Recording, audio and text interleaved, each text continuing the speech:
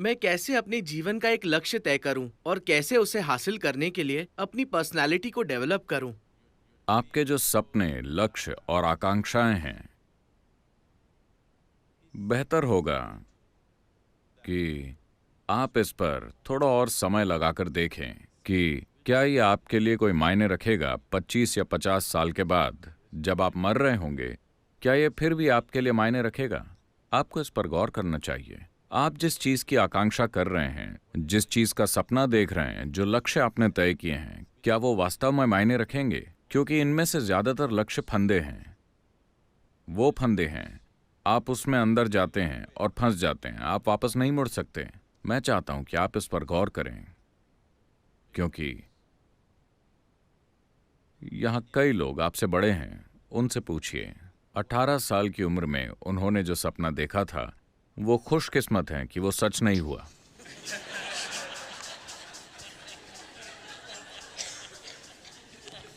आया ना? अगर आपके जीवन में आपकी हर इच्छा और हर सपना सच हो जाता, तो क्या आप इसे सह पाते? सौभाग्य से उनमें से कई चीजें निकल गईं और कभी सच नहीं हुई, है ना? तो अच्छा होगा कि अगर आपकी उम्र का कोई भी व्यक्ति अपने जीवन के लक्ष्य तय करना चाहता है, तो अच्छा होगा कि वो अपने आसपास के सभी प्रभावों से एक ब्रेक ले लें। सामाजिक प्रभाव, परिवार के प्रभाव और दूसरे प्रभावों से अलग कहीं और चले जाएं। आश्रम इसीलिए, कहीं चले जाएं, ध्यान करें, खुद को स्पष्टता और आनंद के एक स्तर तक ले आएं। जब आप बहुत खुश और स्पष्ट हों, आपको तब फैसला करना चाहिए। जल्दबाजी में अपने लक्ष्य तय न करें।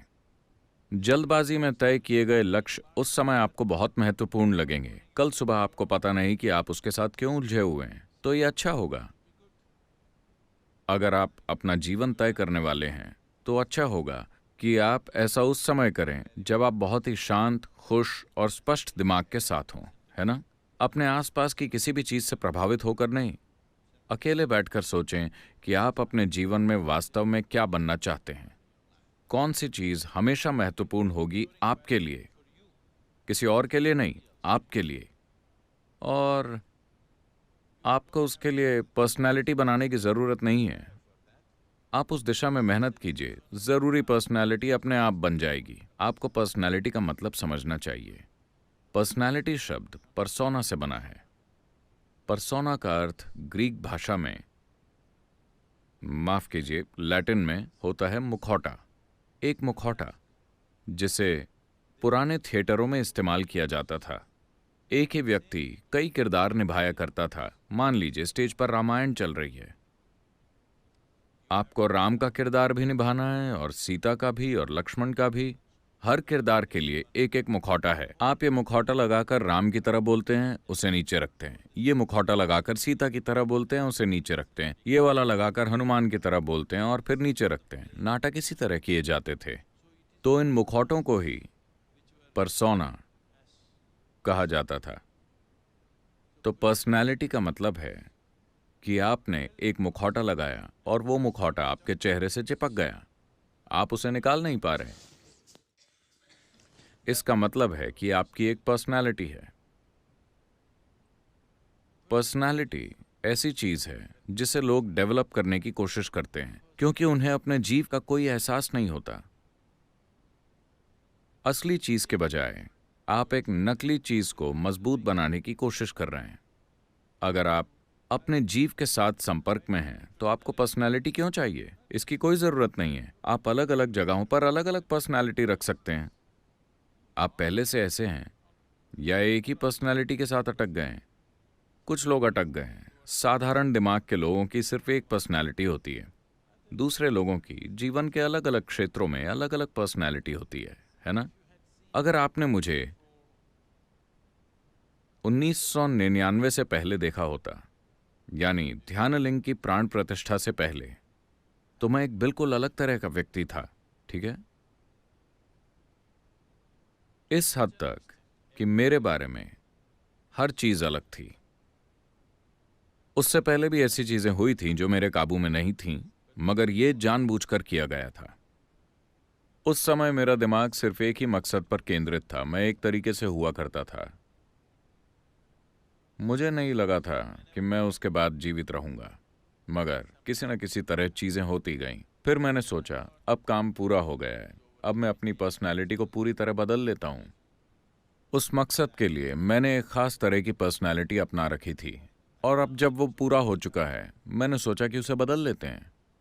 मैंने अपने करीबी लोगों से कहा मैं अपनी पर्सनैलिटी बदलने जा रहा हूं, हैरान मत होना, मैं अभी भी वही बंदा हूं।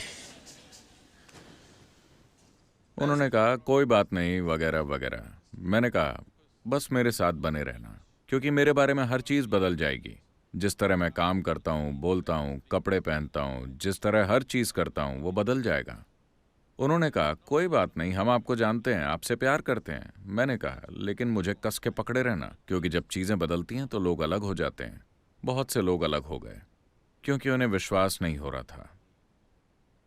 जिस व्यक्ति को वो जानते थे वो कहाँ गया? वो व्यक्ति बस गायब हो गया। You know, ये एक नया व्यक्ति है। वो इस नए व्यक्ति के साथ पहचान नहीं जोड़ पा रहे थे। मैंने उन्हें बताकर खुद को बदला, इसके बावजूद वो अलग हो गए। कई सारे लोग जो मुझे बहुत प्रिय थे और मेरे बहुत करीब थे, वो छोड़कर चले गए क्योंकि मैं नाटकीय तरीके से बदल गया। और मैंने उन्हें बताया था कि मैं बदलने जा रहा हूं, क्योंकि काम का एक चरण पूरा हो चुका है। अब मेरी पर्सनैलिटी को बदलने का समय था। मैं जैसा दिखता हूं, जैसे कपड़े पहनता हूं, जैसे बोलता हूं, मैं जैसा हूं, मेरे बारे में हर चीज, यहां तक कि मैंने अपनी पसंद का खाना भी बदल दिया। मैंने अपनी पर्सनालिटी बदली तो मैंने सोचा कि अपना खाना भी बदल दूं। तो पर्सनालिटी ऐसी चीज है जिसे आपने अपनाया है, मगर उसे लेकर आप इतने बेखबर हो गए हैं कि आपको वो असली लगने लगी है। it's, you're asking how to develop, that means you're making it up, right? आप पूछ रहे हैं कि इसे कैसे डेवलप करें, इसका मतलब है कि आप उसे बना रहे हैं, है ना? आपके कामकाज के लिए जैसा जरूरी हो इसे वैसा बनाएं, लेकिन आपके पास उसे उतार कर नीचे रखने की आजादी होनी चाहिए। अगर वो आपके चेहरे से चिपक गई तो बहुत दुख मिलेगा, फिर सारी पीड़ा आपको भुगतनी होगी। आप किसी भी तरह की पर्सनालिटी अपना सकते हैं, मगर जब आप उसे हटाना चाहें तो आपको उसे हटाने में सक्षम होना चाहिए। एक संत हुआ करते थे। वो इतने बुद्धिमान थे कि लोग उनके पास जाते थे और उनके आसपास भीड़ लगी रहती थी। राजा भी उनके पास गया। उसे लगा कि इतने बुद्धिमान व्यक्ति को उसके दरबार में होना चाहिए। तो उसने संत से कहा, आपको मेरा मुख्यमंत्री बन जाना चाहिए, क्योंकि आपके जैसे बुद्धिमान व्यक्ति को पेड़ के नीचे बैठकर अपनी बुद्धि व्यर्थ नहीं करनी चाहिए। आपको लोगों के काम आना चाहिए।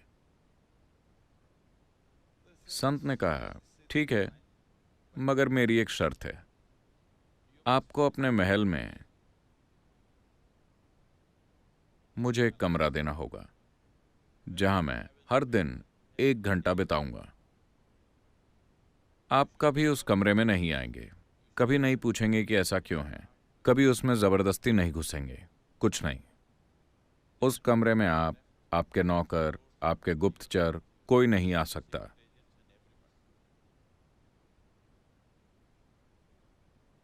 राजा बोला, कोई दिक्कत नहीं है, मुझे क्या दिक्कत होगी। आपको एक कमरा चाहिए, मैं आपके कमरे में ताक झांक क्यों करूंगा, मुझे मंजूर है। फिर जब भी कोई अहम बैठक होने वाली होती, वो संत जो अब मंत्री बन गया था, वो राजमहल के हिसाब से वैसे कपड़े पहनता था, मगर वो अंदर जाकर 1 घंटे के लिए खुद को एक कमरे में बंद करता और फिर बाहर आता। कुछ महीने और साल बीत गए, मगर फिर राजा की जिज्ञासा, ये जिज्ञासा हमें मंगल तक ले जा चुकी है। वो जानना चाहता है कि आखिर वो आदमी अंदर क्या करता है। चारों ओर अफवाहें फैलने लगी। अरे वो कुछ करता है, उसने अंदर किसी को रखा हुआ है, हो सकता है कि वो दुश्मन का जासूस हो, वो अचानक यहां आ गया, वो वहां क्या करता है। हर कोई, पूरा महल कानाफूसी करने लगा कि वो उस कमरे में क्या करता है। हर कोई उस कमरे में झांकना चाहता है, मगर हमेशा ताला लगा रहता है। वो आदमी अंदर जाता है, थोड़ा समय बिताकर बाहर आता है। खास तौर पर अगर कोई महत्वपूर्ण काम होना है, वो अंदर चले जाता है। हर तरह की अफवाहें उड़ी। तो एक दिन राजा से रहा नहीं गया। राजा ने उस आदमी से पूछा, मैं देखना चाहता हूं कि उस कमरे में क्या है। उसने कहा, आपने मुझसे एक वादा किया था, अगर आप वादा तोड़ते हैं तो मैं चला जाऊंगा। राजा ने खुद पर काबू किया। वो उन्हें खोना नहीं चाहता, वो बहुत बुद्धिमान है। और फिर उसके दूसरे दरबारी उसके कान भरने लगे, आप कुछ क्यों नहीं करते, पता नहीं अंदर क्या चल रहा है, कुछ खतरनाक हो सकता है, ये हो सकता है, वो हो सकता है। एक दिन जब वो नहीं थे, उन्होंने दरवाजा तोड़ा और अंदर चले गए। उन्होंने चारों ओर देखा, कमरा खाली था, कोई फर्नीचर या कुछ भी नहीं, बस खाली कमरा। उन्हें कुछ नहीं मिला। वो यहां क्या करता है? फिर एक कोने में उन्हें बहुत पुराने कपड़े लटके हुए मिले और एक भिक्षा का कटोरा। उन्होंने पास जाकर देखा। उन्हें समझ नहीं आ रहा था कि ये क्या है। फिर वो अंदर आए और बोले, तो देख लिया आपने? राजा ने पूछा, आप यहां क्या करते हैं? वो बोले, जब भी मुझे कोई अहम फैसला करना होता है, मैं यहां आता हूं, अपने पुराने कपड़े पहनता हूं और भिक्षा का कटोरा लेकर बैठता हूं, ताकि मैं मैं महल की सारी चीजों में फंसना नहीं चाहता। मैं अपनी समझ को खोना नहीं चाहता इन कपड़ों और इन गहनों और बाकी चीजों में। तो मैं यहाँ आता हूँ, ये कपड़े पहनकर अपना कटोरा लेकर बैठता हूँ, फैसला करता हूँ और बाहर आता हूँ। मगर आपने वादा तोड़ दिया है और वो चले गए। So, this is what meditation is for you. Every ध्यान day आपके लिए यही है। हर दिन जब आप बैठते हैं, आप खुद को निर्वस्त्र कर लें। आपको इसके लिए कुछ नहीं करना है। बस जब आप यहाँ बैठें, देखिए, कोई भी चीज जो बनाई गई होती है, उसे लगातार आपकी मदद की जरूरत होती है ना? मान लीजिए, अगर आप एक झूठ बोलते हैं, उसे बनाए रखने के लिए लगातार आपकी मदद की जरूरत है ना? लेकिन अगर कोई चीज सच है, तो आप उसे भूल भी सकते हैं, फिर भी वो मौजूद रहेगी, है ना? आपको मेरी बात समझ आई? अगर कोई चीज सच है, अगर आप उसे भूल भी जाएं, वो फिर भी मौजूद रहेगी। लेकिन अगर वो एक झूठ है, आपको उसे बनाए रखना पड़ेगा। आपकी पर्सनैलिटी एक झूठ है। आपका जीव, आपका अस्तित्व ही सच है। आपको उसे बनाए नहीं रखना है, वो वैसे भी मौजूद रहेगा। आप समाज के लिए जो रूप रचते हैं, समाज में काम करने के लिए आपको एक तरह के मेकअप की जरूरत पड़ती है। आपको उसे उतारने में सक्षम होना चाहिए। अगर आप सोने जाते हैं पूरे मेकअप के साथ, तो आपके साथ कुछ गड़बड़ है।